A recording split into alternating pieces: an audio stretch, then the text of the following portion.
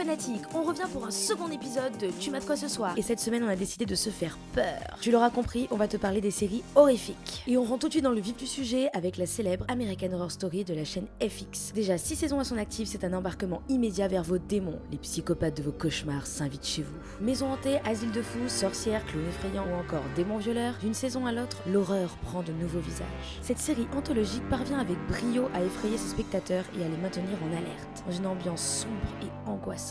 De la première à la dernière saison, la série tient parfaitement le fil rouge esthétique, embarquant tous ceux qui se frottent aux griffes de la série dans un tourbillon anxiogène et inextricable. Quel que soit le thème qui suscite l'intérêt de votre curiosité malsaine et morbide, Ryan Murphy et Brad Falchuk ont su le mettre en image. Ils vous entraînent, avec ou sans votre approbation, dans les méandres terrifiants de notre société. Et les acteurs réguliers de la série font un travail extraordinaire. On les retrouve saison après saison dans la peau de nouveaux personnages aux histoires complexes, interprétant ces derniers avec une justesse horrible qui nous empêcherait presque de fermer l'œil. Jessica Lange, Evan Peters, Lady Gaga, Katie Bates, Chloé Sevigny, Naomi Grossman, Emma Roberts. Difficile de ne pas se laisser tenter par les figures extraordinairement macabres qu'ils abordent dans cette série. La saison 7 arrive à grands pas, abordant un contexte qui ne saurait être plus actuel, les dernières élections présidentielles américaines. La réalité est déjà glaçante. Reste à savoir comment celle-ci sera représentée à l'écran entre cris, sang et rire diabolique. Forcément, après le succès d'American Horror Story, les chaînes se sont engouffrées dans le genre et on continue sur notre lancée des séries d'anthologie avec Channel Zero. Du creepypasta à la série d'anthologie horrifique. Alors tu vas me dire, mais qu'est-ce que c'est un creepypasta? Bon, il ne s'agit pas d'une nouvelle appellation bobo pour des pattes bolo, #Grimrich, mais d'histoires étranges et inquiétantes diffusées sur internet. C'est là tout le concept de Channel Zero qui étudie dans cette première saison le mythe de Candle Cove, tout en posant les bases d'une intrigue moderne et terrifiante. Nous suivons Mike, un pédopsychiatre traumatisé au cours de son enfance par une étrange émission nommée Candle Cove. Persuadé qu'elle est à l'origine de la mort de son frère et de la disparition de plusieurs enfants dans les années 80, il commence à enquêter. Il découvre alors rapidement que les adultes sont incapables de voir l'émission et que le show est destiné à transformer les enfants en meurtriers possédés. S'inspirant des légendes urbaines contemporaines, Channel Zero reprend les peurs rencontrées pendant l'enfance, la peur du noir, de l'inconnu, des dangers de la télévision, d'un monde cauchemardesque. Suspense, frisson, malaise constant. La série multiplie les références aux années 80 et au cinéma d'horreur que l'on aime tant. Une saison 2 est annoncée et portera sur un autre célèbre creepypasta, The No End House. Au programme, une maison de l'horreur signée Brian Russell. On quitte les mythes pour parler d'histoires cultes. La prochaine série à l'honneur est Bates Motel.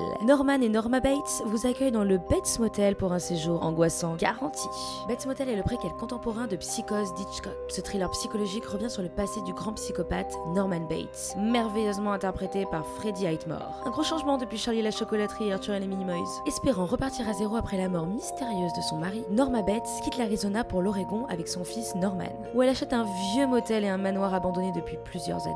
La mère et le fils partagent depuis toujours une relation complexe, presque incestueuse. Les événements tragiques vont les pousser à se rapprocher encore davantage. Ils partagent désormais un lourd secret. Le parti pris de la série est de tenter d'expliquer le passé tourmenté d'un des plus grands schizophrènes du cinéma. On découvre la relation fusionnelle et destructrice de Norman avec sa mère, proche du complexe d'Oedipe, mais aussi les secrets de chacun des personnages, du drame familial au travail illégal, en passant par quelques incidents involontaires. Bien que l'histoire se déroule à notre époque, les fans de Psycho seront ravis de retrouver les décors du film, comme le motel, sa pancarte ou la demeure des Bates. Avis aux plus curieux et courageux qui voudront en savoir plus sur le célèbre psychopathe d'Hitchcock, une chambre au Bates Motel vous attend. Bon, les psychopathes, ok, c'est effrayant, mais ça reste des êtres humains. La prochaine série fait appel à des forces plus obscures et mystérieuses pour nous effrayer. Après le grand The Walking Dead, Robert Kirkman se lance dans une nouvelle adaptation d'un comic book, Outcast, qui reprend le thème bien exploité de l'exorcisme, mais de manière violente et moderne. Avant de commencer, je te préviens, le seul point commun entre ces deux séries est leur penchant pour l'utilisation intense d'hémoglobine. L'histoire se déroule dans la petite ville de Rome, en Virginie occidentale. Kyle, un homme hanté par son passé, vit totalement reclus dans la maison délabrée de son enfance. Mais ce héros solitaire si mystérieux s'avère être doté d'un don d'exorciste hors pair. Avec l'aide du révérend Anderson, il se lance dans une croisade contre les démons et exorcise les âmes possédées.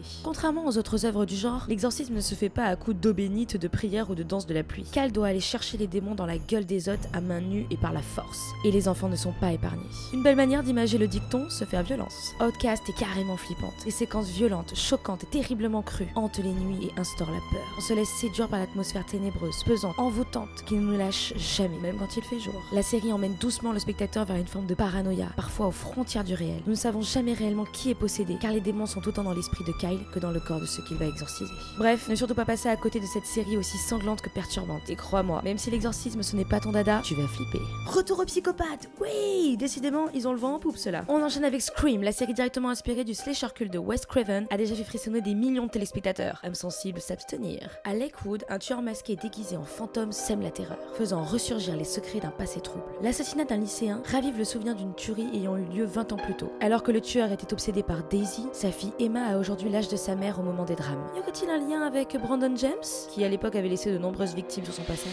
Qui sera la prochaine victime? Autant de questions auxquelles la série va tenter de répondre. À l'heure du virtuel et des réseaux sociaux, la série réinvente le phénomène du film en créant un tueur qui usurpe l'identité. Pirate des ordinateurs, des téléphones portables, brouille les pistes. Les meurtres sont doublés d'un côté voyeur, ajoutant un effet de paranoïa. Les scénaristes nous surprennent, ils jouent parfaitement avec les codes du film d'horreur et du teen movie, tout en revisitant et développant les films d'origine. Dans cette version, on prend plus de temps pour s'attacher au personnage et tenter de deviner l'identité du tueur. Bref, les fans inconditionnels des slasher movies de Wes Craven seront ravis de cette variante audacieuse des films. Et pour ceux qui ne seraient pas convaincus, la chaîne Chiller propose une très sanglante alternative avec Slasher, pour les amateurs du genre. Le soir d'Halloween 1988, dans la ville de Waterbury, un couple avec une femme enceinte se fait sauvagement assassiner par un homme au masque effrayant. Avant de s'enfuir, le tueur extrait le bébé des entrailles de sa mère. Des années plus tard, l'enfant qui a survécu est devenue une belle jeune femme du nom de Sarah Bennett. De retour en sa ville natale, elle et son mari s'installent dans l'ancienne maison de ses parents, décidés à surmonter son traumatisme. Mais dès son arrivée, une nouvelle série de meurtres similaires viennent secouer la ville. Le tueur punit les habitants de Waterbury en se basant sur les 7 péchés capitaux.